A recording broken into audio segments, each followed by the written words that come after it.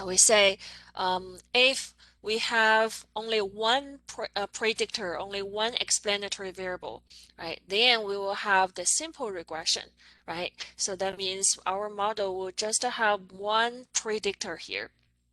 Right, and then if we have other variables and then we want to add other variables into our regression, then we have more than one explanatory variables. Then we say we'll have x1, x2 until xk, as many as you want.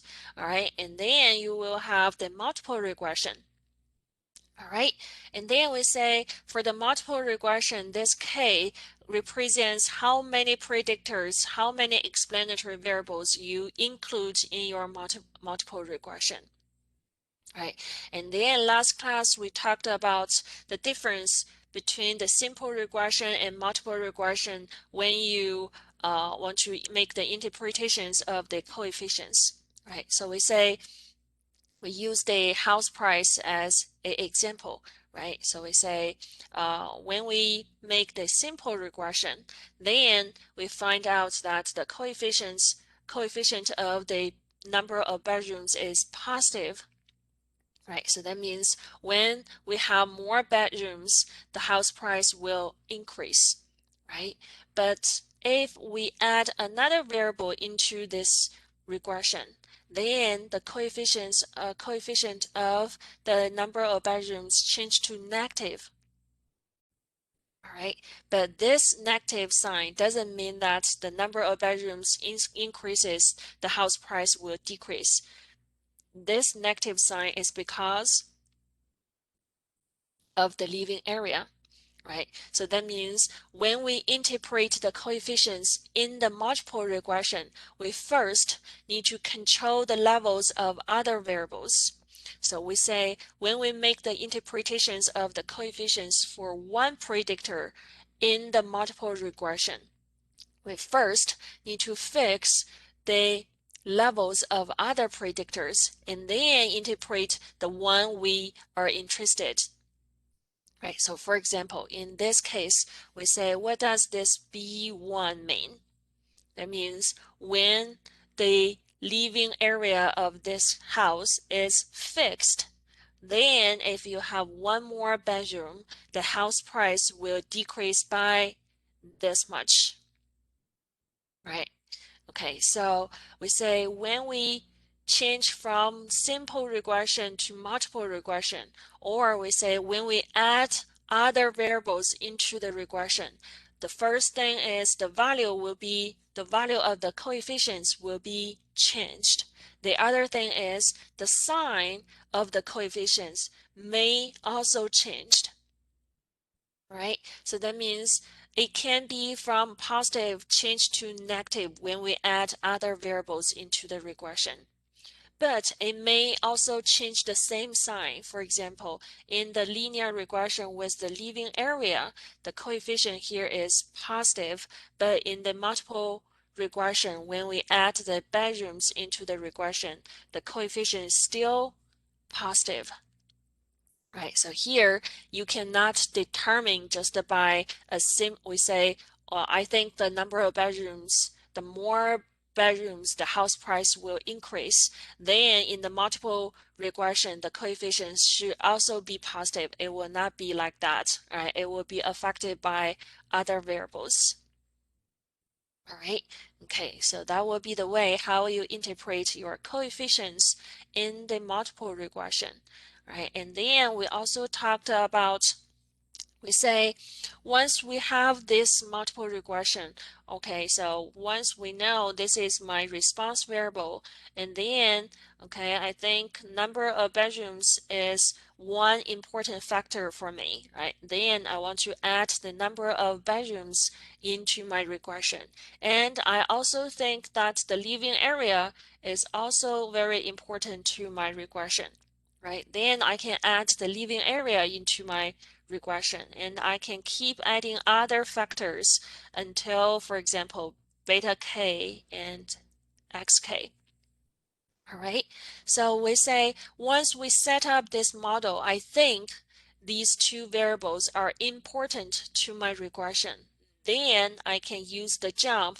I can collect a sample, use the sample, and ask a jump to give us a fitted regression equation. All right, and then the first thing is always to test the overall significance of this regression model. Right, we want to test whether our regression, the overall regression, makes sense or doesn't make sense. Right, so something like if all of these variables doesn't make any relationship with the response variable. Right, so for example, this is my exam 1 score. This is my the hours I study for ISA 225. Right, another variable is exam 2 scores. Right, but my response variable is the house price, even though there's no relationship between these two. Right, by the jump, you still can get a coefficient before this variable. Then you need to decide whether your multiple regression, the whole multiple regression, makes sense or doesn't make sense, right? So we say if this coefficient beta 1 is 0, beta 2 is also 0, and all the coefficients before your predictor, all of them are zeros. That means there is no variable have the relationship with your response variable. That means the whole multiple regression doesn't make sense. Right? Then in this case, we want to test the null hypothesis, which is the beta 1 equals to beta 2 equals to until the one how many variables you have, right, equals to beta k equals to 0. Right, so that means in our example, we want to test beta 1 equals to beta 2 equals to 0 because we only have two variables in our regression. Right, okay, and then for the alternative hypothesis, do we need to make sure that beta 1 not equals 0 and beta 2 not equals 0? Do we need to make sure that so that we can make sure the multiple regression makes sense? Actually, we don't need this strict hypothesis. We just need to make sure at least one of them is not 0. Then the whole thing will make sense. Right, so for example, maybe the number of bedrooms makes sense to the regression, or the living area makes sense to the regression. Then that will be okay for the overall significance of the model. The overall the overall multiple regression will make sense. Right, so this is always our first hypothesis that we want to test about. So that means in our example, we want to test at least 1 beta is not 0. All right, okay. And then we say, once we know what do we want to test, we want to perform a hypothesis test, right? So here we use the F test for the overall significance of the regression. All right, so let's just, since our exam 2 is the week after next week, all right, so it's coming. All right, so now just when we have time, let's just compare the simple regression with the multiple regression to get a bigger idea. All right, so remember for the simple regression, what do you need to test for the overall significance of the model? Still remember? We test beta 1 equals to 0, beta 1 not equals to 0. We do not have the F test for the overall significance. Why? Because for the simple regression, we only have one predictor. Right, so that means if this is equals to 0, then the whole regression just don't make sense. Right, so that means for the simple regression, we use the t test. We test the beta 1, the slope. But for the multiple regression, we have multiple predictors here. Then we want to test all of them are equals to 0. All right, then if you want to test all of them equals to 0, then you need to use the F test for the multiple regression. All right, okay, so now next thing we talked about in the last class, we say to get the F test statistics, we say the F-test statistics will equals to MSR divided by the MSE. We say MSR is the mean squared regression, right? Next one, the MSE is the mean squared error. So how we can get the MSR? We say we use the sum of squared regression divided by its corresponding degree of freedom, right? So the degree of freedom for the SSR is K. How many variables, how many explanatory variables in your regression?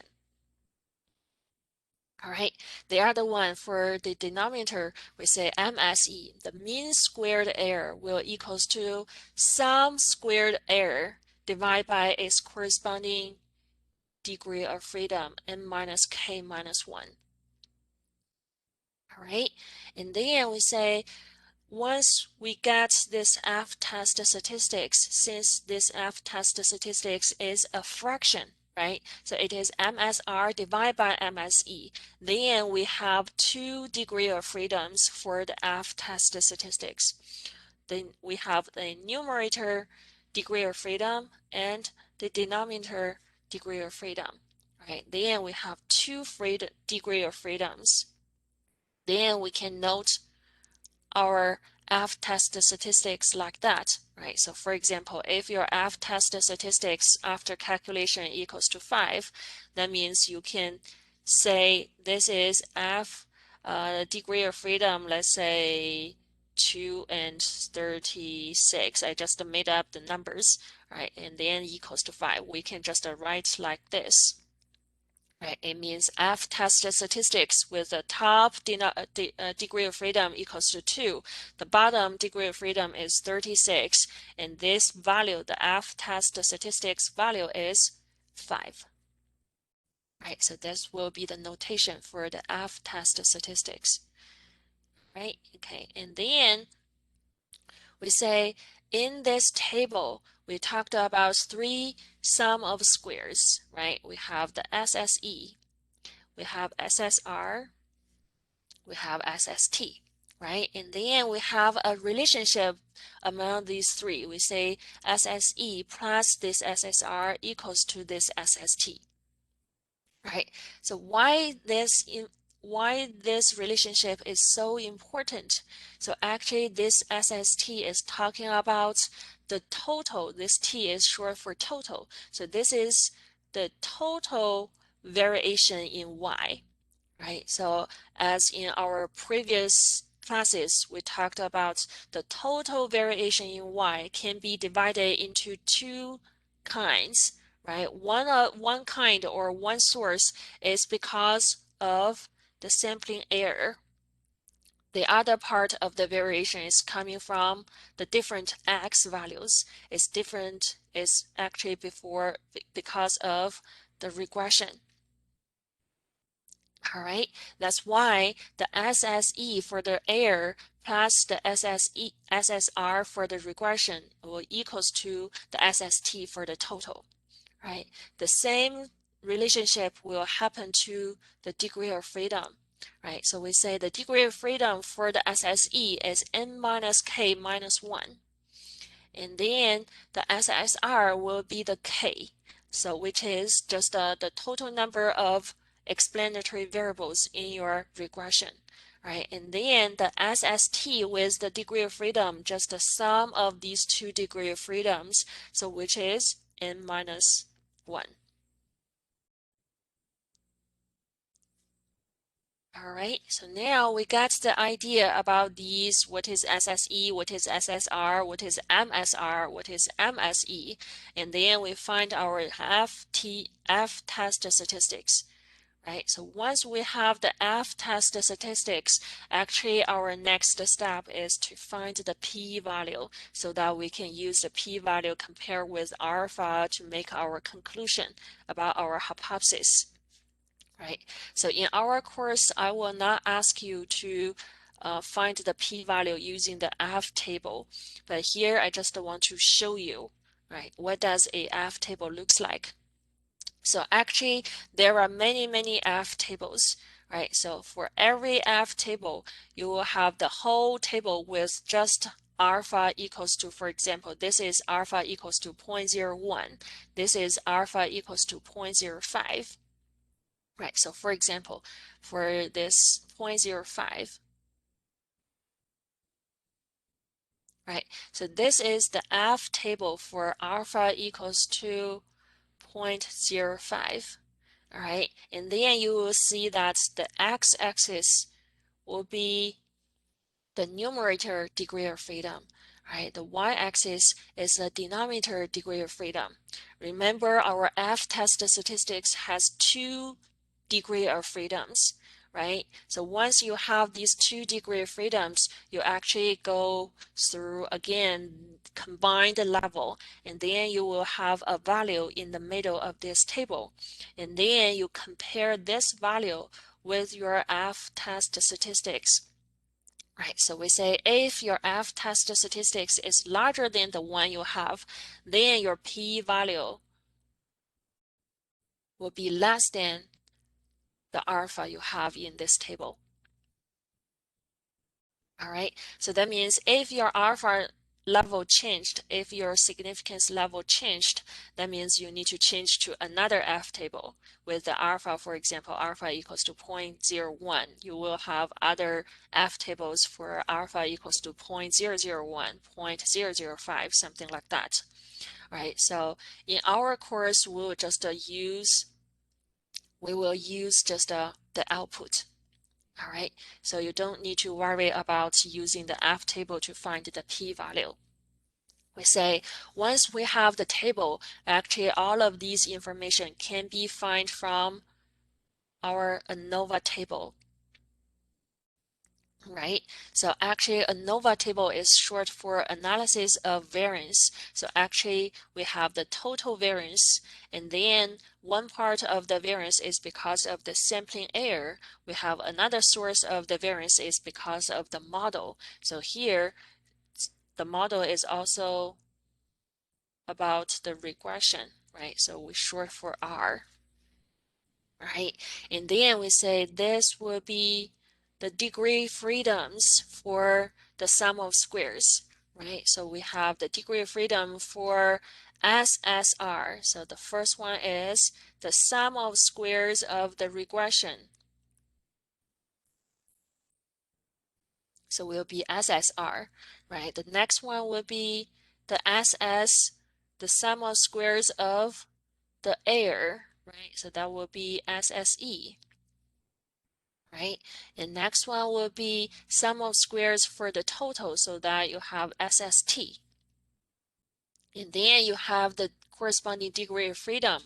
We say for the model, we care about how many explanatory variables in this model, right? So that will be K, right? So in our example, the K equals to 2. Right? And then for the total, we care about how many observations in my sample. So we totally have n, and degree of freedom will be n minus 1. And then for the error, you'll have the degree of freedom will be n minus k minus 1. Right? So actually you can find that this 2 plus this 1054 will equals to this 1056. Right? So you still have this relationship. The same thing for the SSR plus SSE will equals to this SST. All right, okay, and then we say for the next column is the mean squares, right? So we say the first one is still short for the mean squared of the regression, right? So we call it is MSR. And then the next one will be the mean squared of the error. So we call it is MSE, right? So actually this MSE we should be already very familiar with, right? We talked about the root mean squared error, right? Which is what? The standard deviation of the residual, right? So actually the relationship you can find is just a squared. Right? Okay. And then we say the last column, which is the F ratio. So this is your F-test statistics for the overall significance of the multiple regression. So that means once you fit the multiple regression, the default test in the JUMP or in any other software, right? The default output is always the F-test statistics for the overall significance of the multiple regression to test about beta 1 equals to beta 2 equals 0 and at least 1 beta not equals to 0. Right? So the default test is always like this for the multiple regression, right? And what is good is the p-value is also given to you. All right, so now once we have the p-value, we always need to go back to our hypothesis, right? So we always need to go back to our hypothesis to say whether this multiple regression makes sense or doesn't make sense, right? Okay, so we say if the p-value is less than alpha, that means we need to reject this null hypothesis, right? That means at least 1 beta not equals to 0. So what is your conclusion? We say the overall multiple regression is meaningful, right? So the other way, if your p-value is larger than alpha, that means we fail to reject the null hypothesis. If we fail to reject the null hypothesis, that means all of these betas all equals to 0. That means there is no relationship between the explanatory variable and the response variable. That means the whole multiple regression, the overall multiple regression doesn't make sense. It is not meaningful. Got the idea? All right. So actually, when you have a big p-value, that's your p-value is larger than alpha, that means you fail to reject the null hypothesis. That means your overall multiple regression is even not meaningful. That means what? That means you can just stop here, right? You don't need to do anything else. You don't need to do any other hypothesis test. You don't need to do the confidence interval because everything you have already done here is meaningless, right? So actually your overall multiple regression is just all these coefficients are all zeros. Then what you need to do next? Nothing, right? Everything is 0, right? So you need to think about other variables. You need to delete these variables and then add other variables into this regression. Right? Okay, so actually what we expect is to reject this null hypothesis, right? So if we reject the null hypothesis, that means our multiple regression makes sense, right? Then we can continue to do something else, right? So we say if you reject the null hypothesis, that means the overall significance, the overall multiple regression is significant, right? Then we can test the detailed predictor for each one, right? So we can test each predictor and we can decide whether this variable makes sense to the regression, whether the other variable makes sense to the regression, right? So then we can use the same t-test to test every coefficient in the multiple regression. Right, so that we can test whether the bedroom contributes to the regression, whether the living area makes sense to make the predictions of the house price. Not every variable you add in is useful, right? So actually here, we want to test every beta, every coefficient, right? So here we say that j equals to 1, 2, 3 until k. That means, for example, if you want to test whether the number of bedrooms makes sense or contributes to our regression, that means you want to test beta 1 equals to 0, beta 1 not equals to 0. Right. If you want to test whether the living area makes sense, then the living area is our x2, right? So that means you want to test beta 2 equals to 0, beta 2 not equals to 0. So actually it means this J can apply to any predictor, right? So if you want to test about bedrooms, then you want to test about beta 1. If you want to test about living area, that means you want to test about beta 2. All right, okay. So in general, we want to test about their betas equals to 0 or not equals to 0. And then for the second step, we say for the test statistics, we still follow the same formula, right? We use the BJ divided by standard error of BJ. That means if we want to test about the bedrooms, what is your t-test statistics?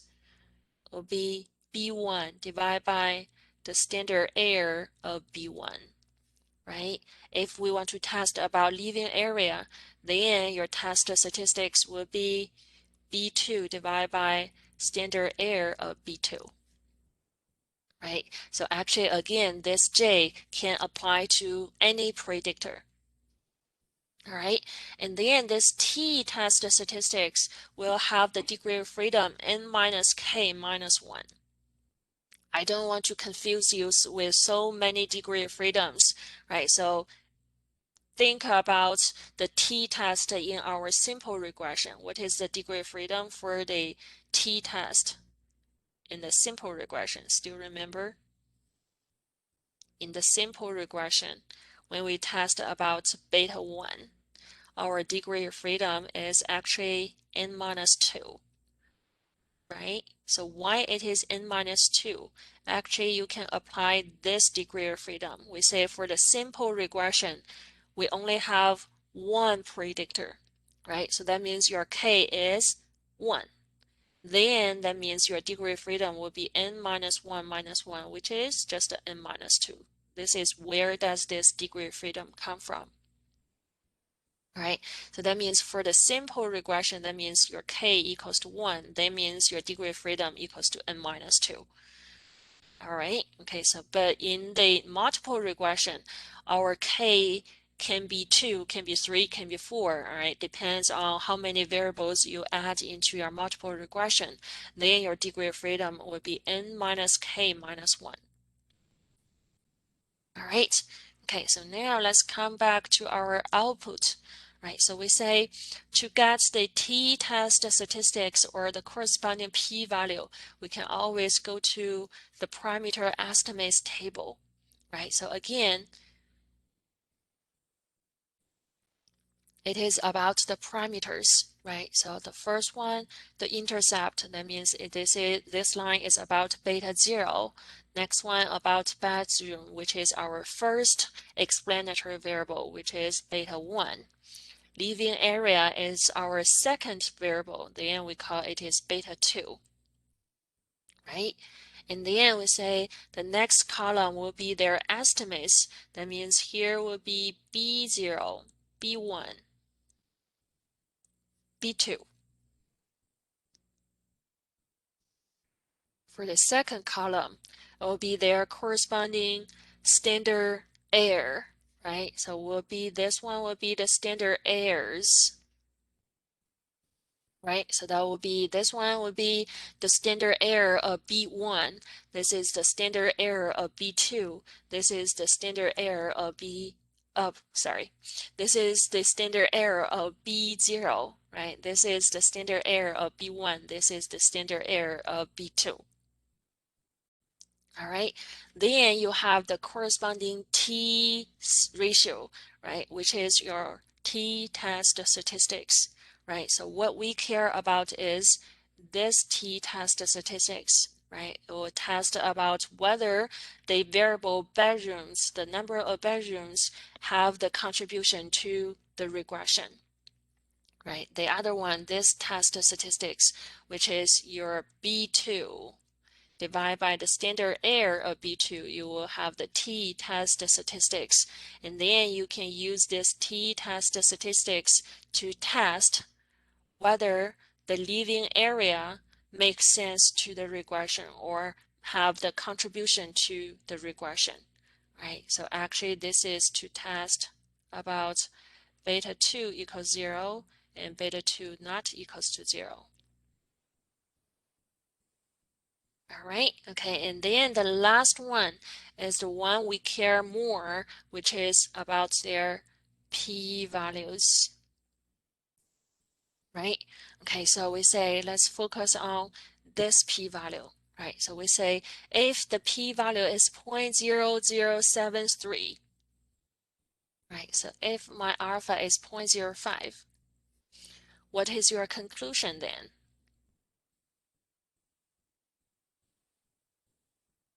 We say our p-value is less than our alpha, right?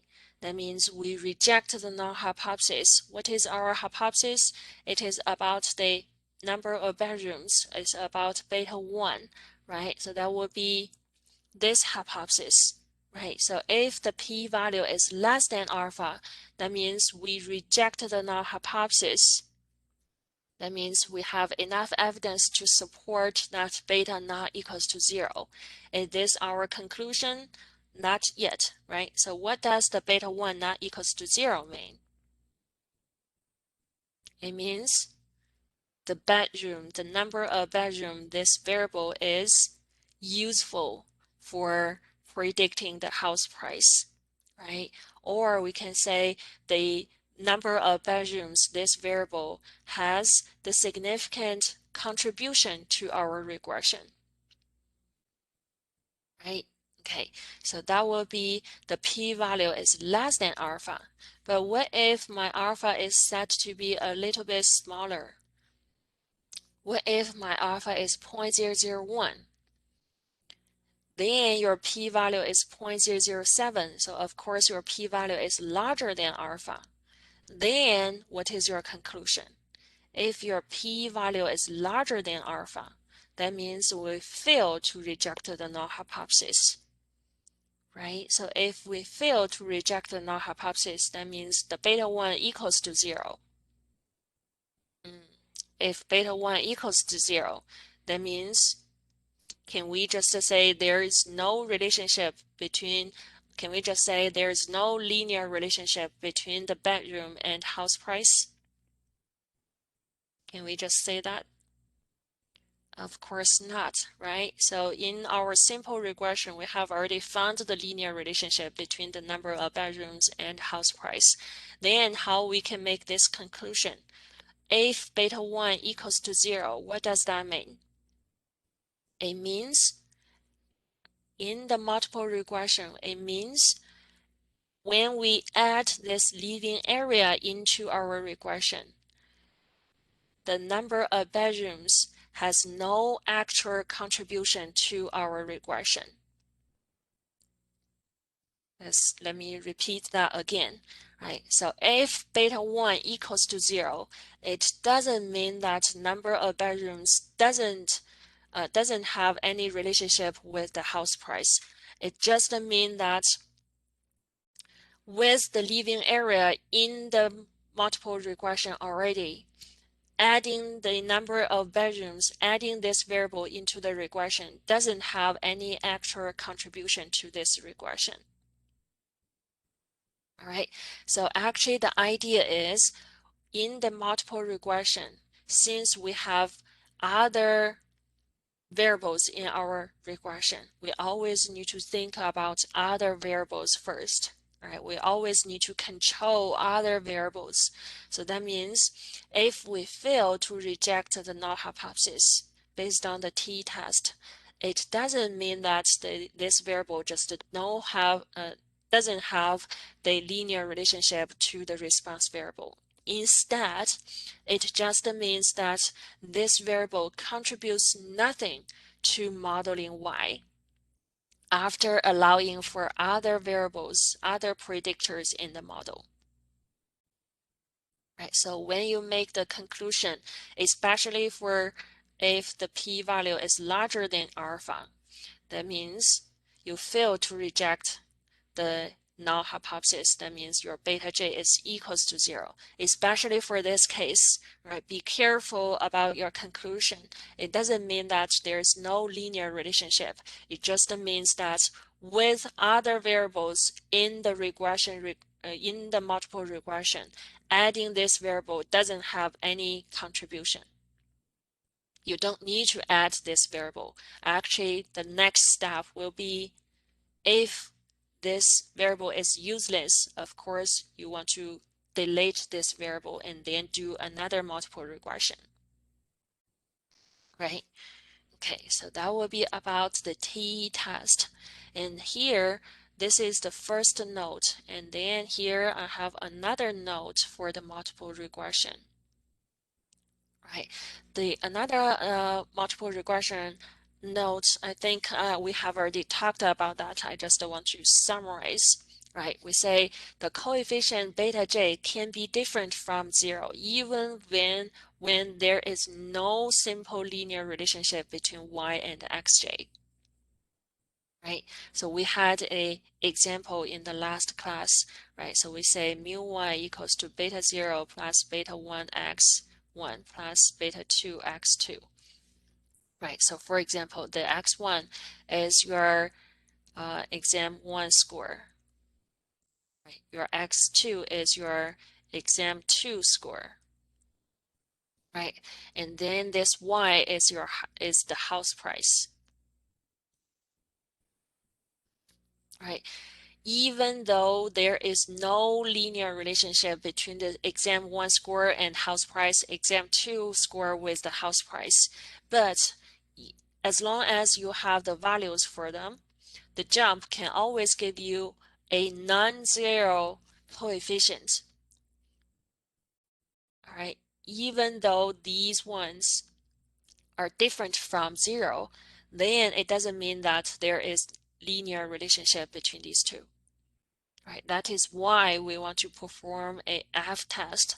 That is why we want to perform the t-test to test whether it is significantly close to 0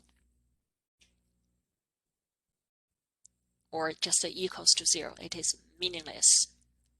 Right, so in this case, that means if you test the t-test for beta 1 and you found that the beta 1 is 0, that means exam 1 score doesn't have any contribution to the regression with exam 2 score in the regression. And you may find a beta 2 may not be useful too, right? So maybe if you do this regression, you may find that your f-test, the first hypothesis test, is even not meaningful, right? So you can just stop there. You even don't need to test about exam 1 score or exam 2 score separately. All right, okay, so that would be about the first note about the coefficients. And then another note is I want to talk about is the sign again, right? So we keep talking about that so that in the real practice you don't get surprised. We say use this example, right? We say when we add the living area into this regression, not only the value will be changed, the value of the coefficients will change. Also, you may have the case that even the sign will change, right, from positive to negative or from negative to positive, right? So this sign is actually because of other variables, right? So that means when you control other variables, control the levels of other variables, the relationship between the predictor and the house price will be changed. All right, so that will be, so in the real practice, don't be surprised if you see that, okay, in the simple regression, it is positive. Why in the multiple regression, it changed to negative? It has its own meaning. It has its own interpretations. All right, okay, so that will be all for the t-test, right? So we say for the t-test, we just test about whether these coefficients are 0 or not 0. But again, we still want to know the value of these coefficients. right? So even though we don't know the true value of betas, but we still can get the confidence interval for these values, for these coefficients, right? And then we still follow the same formula, right? We use, if it is for B1, then it will be B1 plus minus the T star times the standard error of B1, right? If it is about beta 2, then we use B2 plus minus the T star times the standard error of B2, right? So this will be about for B1. This is for beta 2.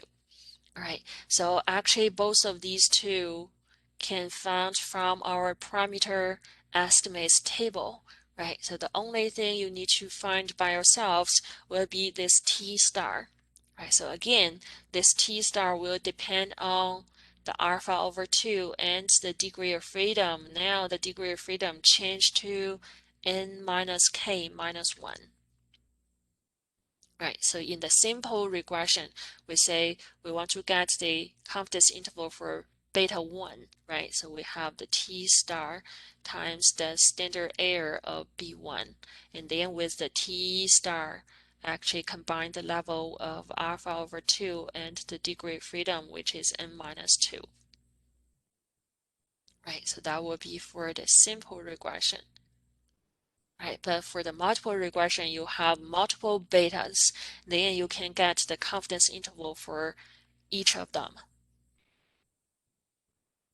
All right, and then again, for the interpretation, you still need to be very careful in the multiple regression, right? So we say we are 95% confident that, okay, now remember in the multiple regression, whenever we want to do anything about one single predictor, we always need to control other variables first and then interpret the one we care about.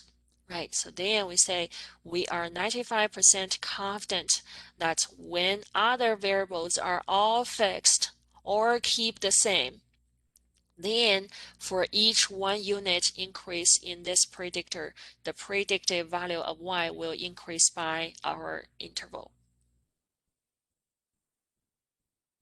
All right, okay, so that will be our interpretation for the confidence intervals. And then the last part for this chapter will be again checking the assumptions. Right, so actually these assumptions should be checked at beginning of our data analysis. Right, so actually this should be our first step. It's just leave it to our last part. Right, so this should be always our first step. All right, so for the multiple regression, the good news is you still have the same assumptions. Right, so you still have the linearity assumption, you still have the independent assumption, equivariance assumption, normality assumption. Right, so you need to remember them. What are they? All right, but the difference is for the linearity condition. Still remember what do we need to check for the linearity condition?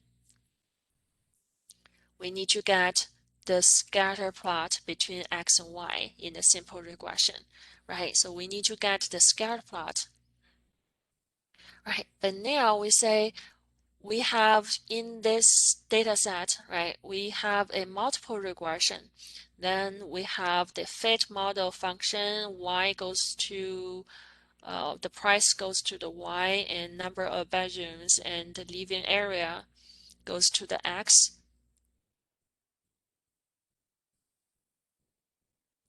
You'll see all of these plots, but none of them are the scatter plots, right?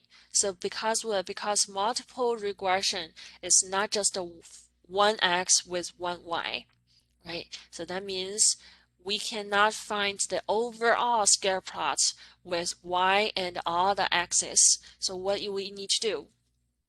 We need to check the linearity for each of these predictors.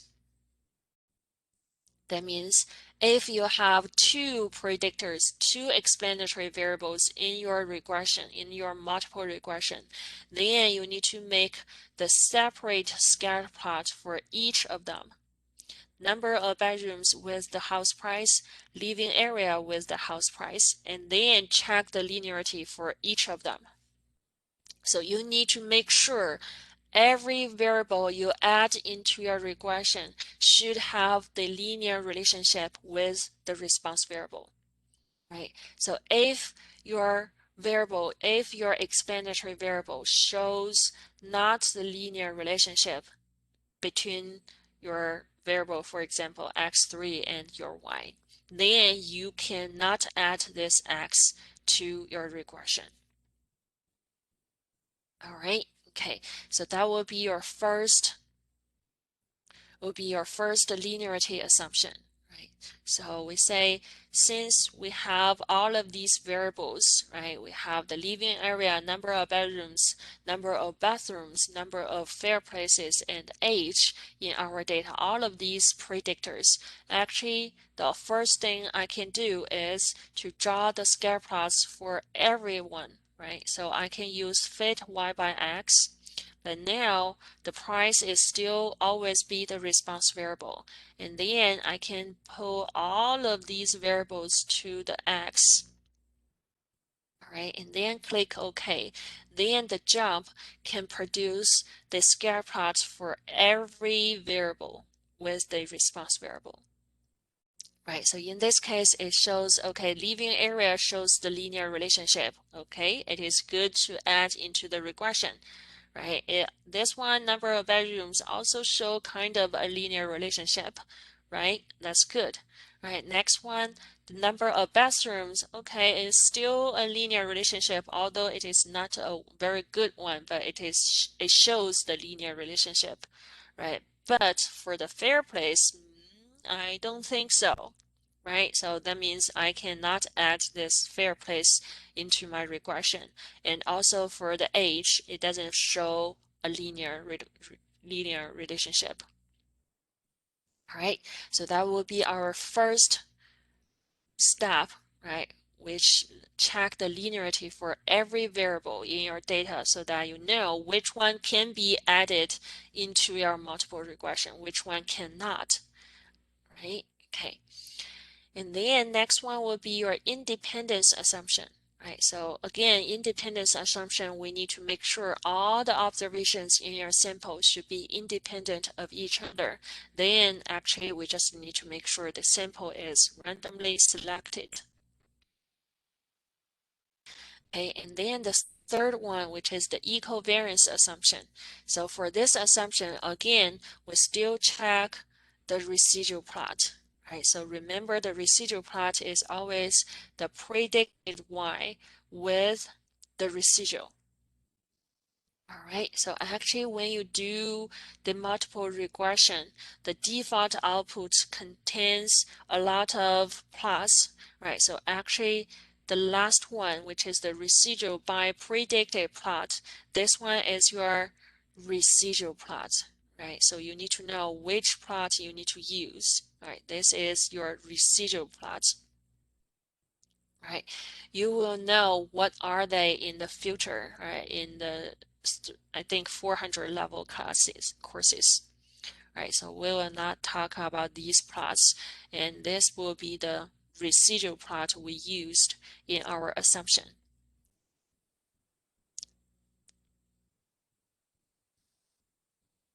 All right, okay, and then the last one, right, for the equivariance assumption, we actually, again, we look for that these points are equally distributed about the zero line, right? So actually we look for that the variance is a constant variance, right? So they have the constant variance about zero, right? We do not want to show any pattern like the cone shape or the fan shape. Right, so in this case, in our example, that means the equivariance assumption is good, right? Okay, and then the last one, the normality assumption, Right, so for the normality assumption, we still check these two. Either one is okay. Either the histogram of the residual or this one, which is the normal quartile plot. The only difference is for the multiple regression, the assumption for the normality will not be as strict as others as the simple regression. Right, so we say in the multiple regression, if your sample size is getting larger, right, the larger the better, of course. If it is larger than 30, we can apply our central limit theorem to say even though these points don't follow a straight line, we can still say the normality assumption is checked. All right, okay, so then how to get this normality normal quartile plot? We say we go to this red triangle here, right? And then there is one option called the row diagnostics, right? So actually you have the plot residual by predict, which is the residual plot, right? And then next one, which is the plot the residual by the normal quartiles, right? And then just click that. You will have this plot at the end of this output.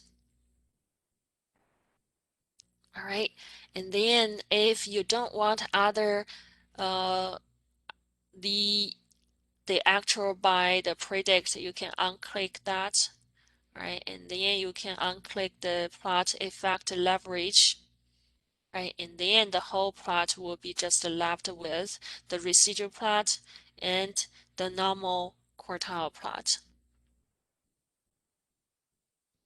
All right, so actually that will be all for this chapter, chapter 18, right? So actually chapter 18 just to talk about the idea about the multiple regression, right? But we say in our real practice, the case will not be as perfect as this, right? So you will have a lot of unexpected situations. For example, what if when I check the linearity of one variable that I think is very important, I think I want to add this variable into this regression, right? So for example, I think the age of the house should be very, very important to the house price. I really want to add the age of the house into this regression, but it didn't show the linear relationship with the house price. Then how I can deal with that? Right, so next class or next week, we'll deal with all of these unexpected situations, how to fix this kind of problem. All right, and or something like if I think the location of the house is very, very important. Right, then how we say the regression just deal with the quantitative variables, right? But the location is a categorical variable. Then how I can add the categorical variable into the regression? That means I need to assign some values to different locations.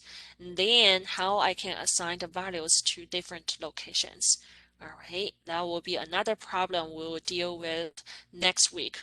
And also we'll talk about if we have several models, right? For example, when I predict the house price, one model just includes the number of bedrooms and living area. The other model, another person make another model with the number of bathrooms and living area, right? Maybe the age of the house, right? Then which model is better? Right? How you can decide which model you should use, right? Then all of these topics will lead to chapter 19, right? So still, you should still be happy until here because everything looks like perfect, right? Everything is good, very, very clear. But for the next week, you have many unexpected cases, right? Then you need to think about how you can deal with all of these situations. All right, okay, and then the next thing we want to do is about this practice, right? I assign this practice as your essay assignment 6 originally, but I think since we have the time today, then just to complete or make a discussion on in the class so that you can save your time and then you can have enough time on your data analysis too. All right, so now we say this is a output, right? The 3 tables of a multiple regression, right? So we have actually how many variables we have? We have 1, 2, 3, 4, right? So we totally have 4 explanatory variables, right? So that means this is my x1, this is my x2, this is my x3, this is my x4. The corresponding coefficients will be beta 0, beta 1, beta 2, beta 3, beta 4, right? And then I just make the blanks or hide these values, right? And then I want you to use the relationship you learned. For example, the SSE plus SSR equals to SST, right? For example, your MSR equals to SSR divided by its corresponding degree of freedom, something like that, to fill in these blanks, right? So just don't care about the first 2, right? We will leave these first 2 to the next week, right? So now just work on these blanks, right? And then you can find this file in the module 4 page under the class notes. There is one called the in-class practice 18 to 19. Right, so download this file and then I will divide you into different discussion groups so that you can make a discussion with your classmates, all right, and then help each other to fill these blanks, all right. Okay, and now let me break.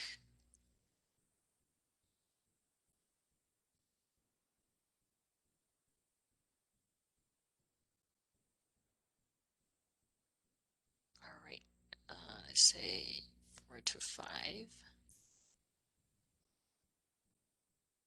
All right, enjoy.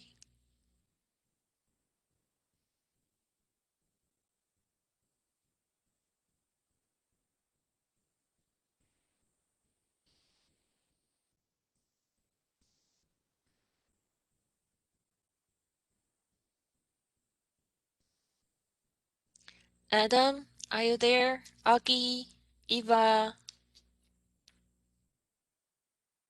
join your session and make a discussion with them.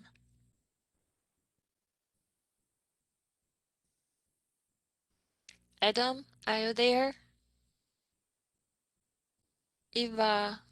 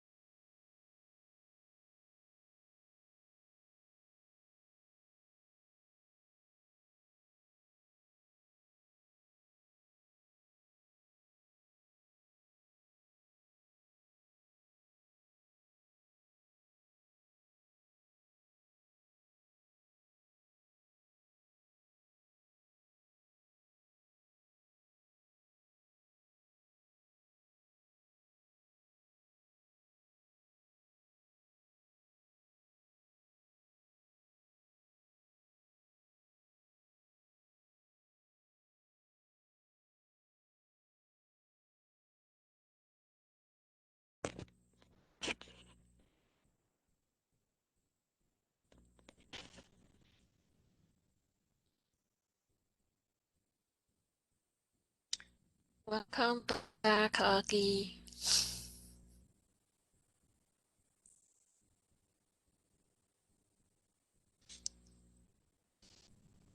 Hello.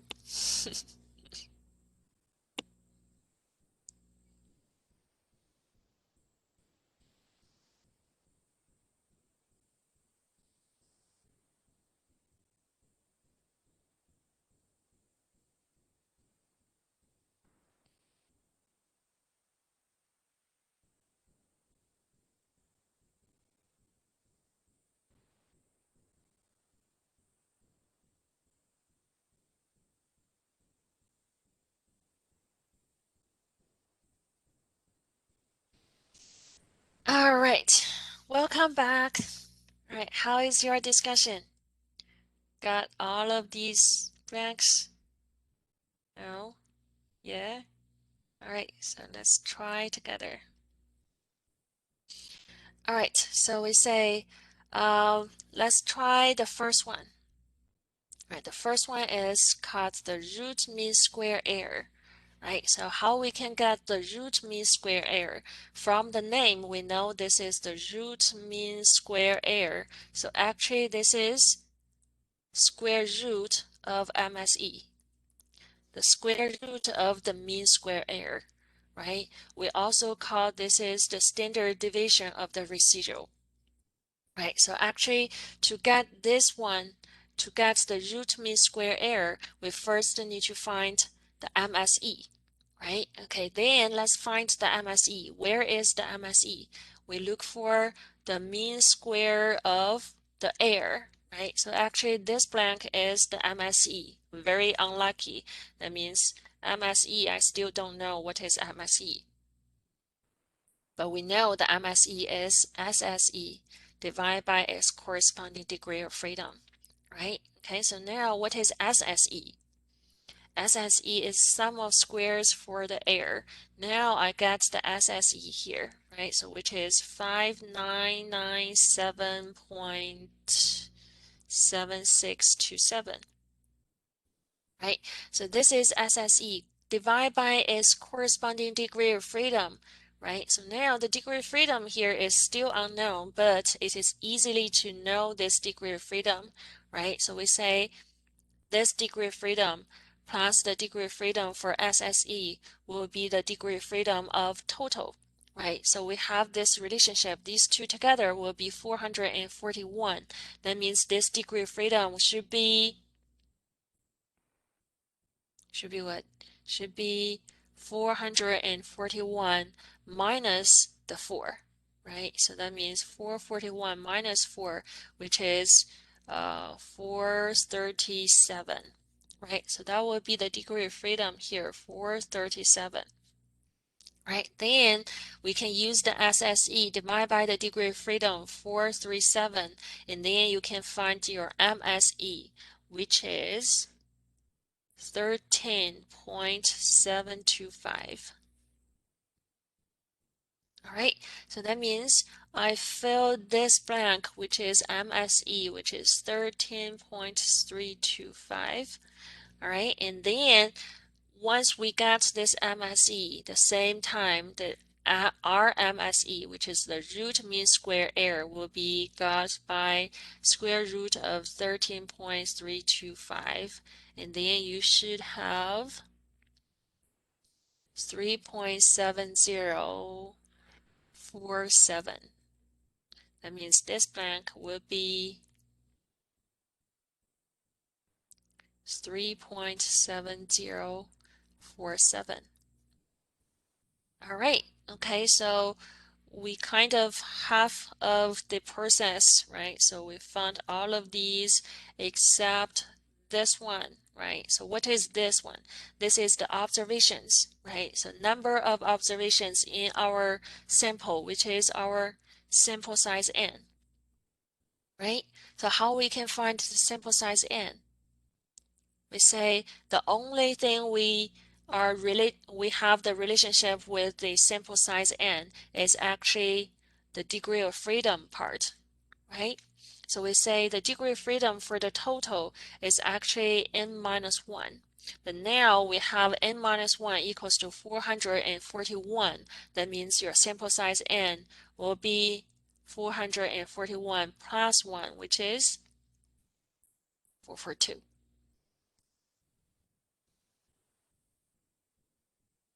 All right. Okay, so we got this sample size n, and then these two, right? So first one, this SS square sum of squares of the model, that means this is SSR.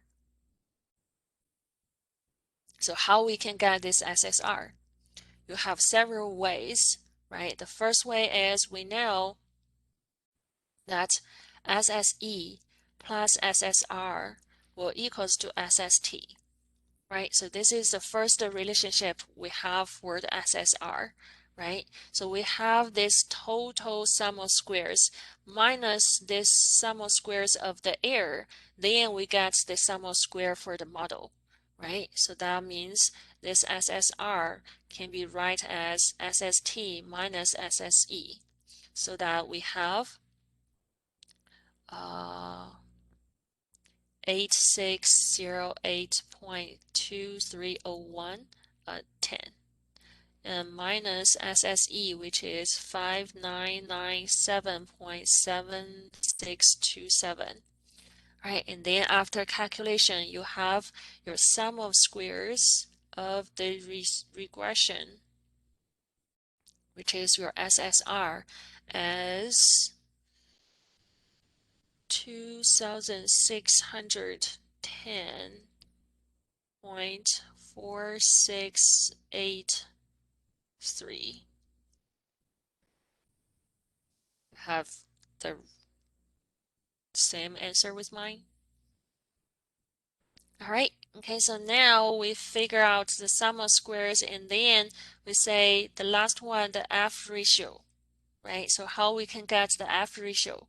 We say the F test statistics equals to MSR divided by MSE, right? So that means we use this MSR divided by this MSE, so that your F ratio will be 47.55. All right, so that will be about our ANOVA table. And then we have one more to fill out, which is our T ratio here, right? So how we can get the T ratio? We say our T test statistics equals to BJ divided by standard error of BJ. Right, so in this case, it is about the t-test statistics for HDL, right? So that means we need to use the estimate for HDL divided by the standard error of HDL, and then you will find your t-test statistics, which is negative 6.26. Right, so which is this negative 0.097587 divided by 0.014432. Got it? All right, so that will be all for today. All right, so try to practice by yourself. Make sure you can fill out all of these blanks by the relationships. All right, so we say even though in the future you don't have all of these three tables, as long as you have one of them, you can figure out others. Right, you can figure out all of these blanks with other useful informations. All right, okay, so that will be all for today, and if